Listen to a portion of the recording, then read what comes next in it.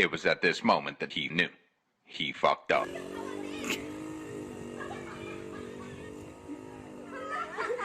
Not your Barbie girl, I'm living in my own world. I ain't plastic, call me classic. You can't touch me there, you can't touch my body unless I say so.